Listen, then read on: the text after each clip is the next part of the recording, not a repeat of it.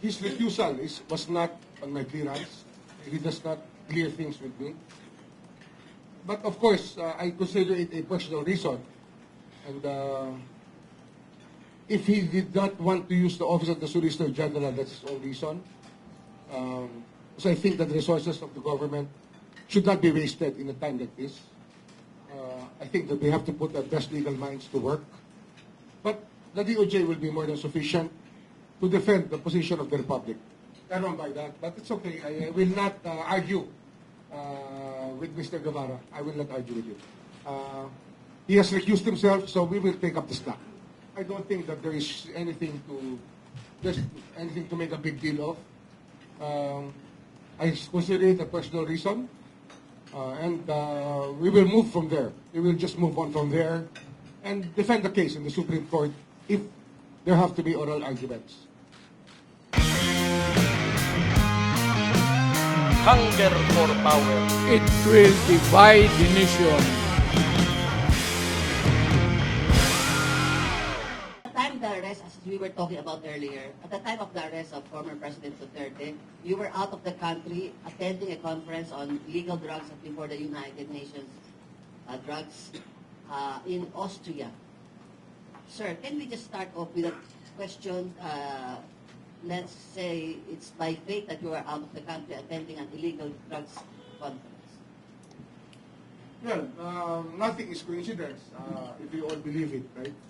But I was already about to board the plane when I was told that there were rumors about an ICC warrant coming out. But because I was about to board the plane, I couldn't do anything much.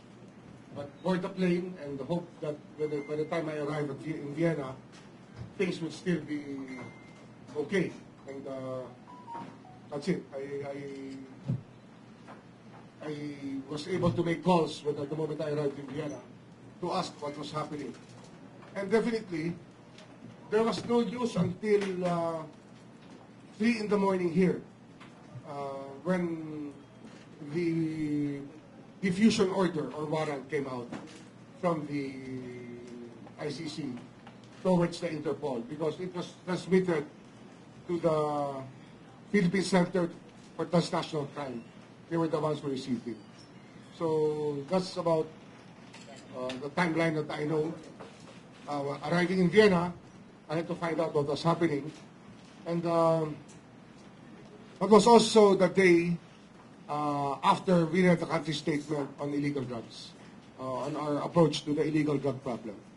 So that's about the story that I can tell you, at least for that time being, when we found out that there was a warrant that came out.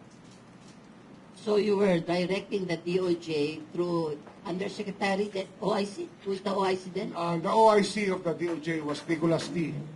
And of course, I asked the Prosecutor General to make sure that he assisted Undersecretary T in the effort to make sense out of what was happening.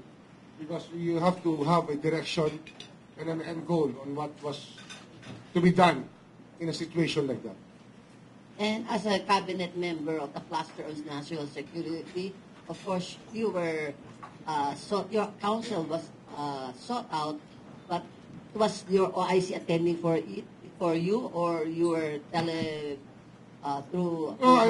He's a very competent undersecretary. He's a very learned man, and I trusted. I gave him all the trust that one can give a subordinate who you really trust. And I had no doubt that he would perform well under the circumstances. So that's about it.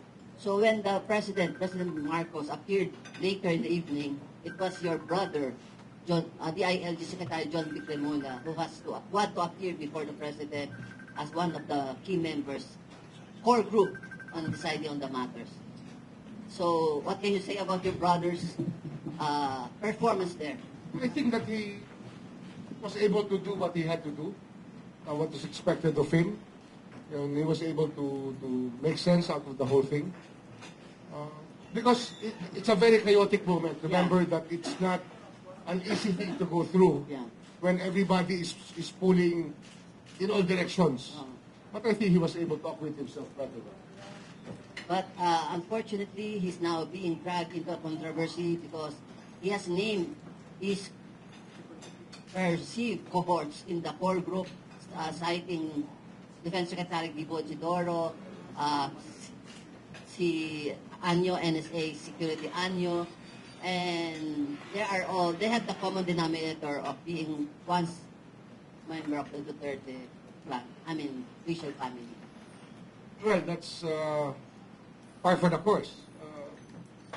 They're part of the national security cluster, and their work is very important to the country.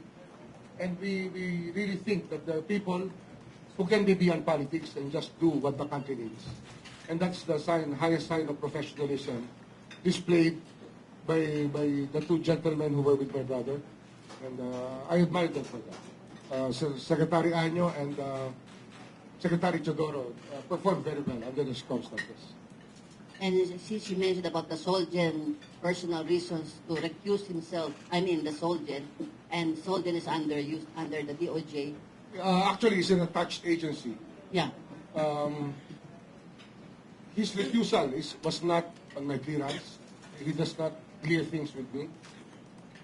But of course, I consider it a personal reason. And if he did not want to use the office of the Solicitor General, that's his own reason.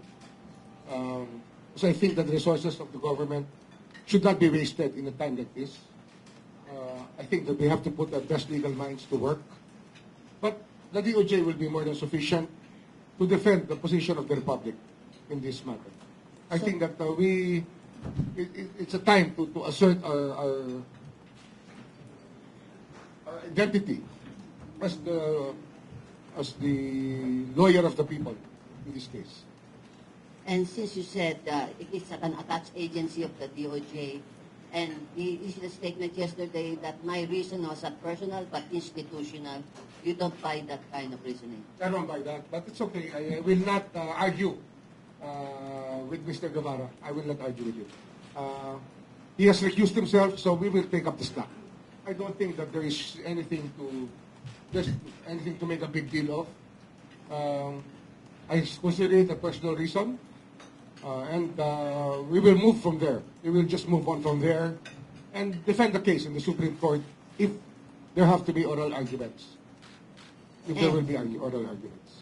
And since the Solgen was saying, my fate is up to the President as the appointing authority, but as the supervisor of the Solgen, will you take any action against him? I have no comment on that. I cannot comment on that. I think that it's really beyond my pay grade to make any judgment. I just have to be a professional in this case. We just have to be very professional about our jobs. Wala naman personal ang thought about that.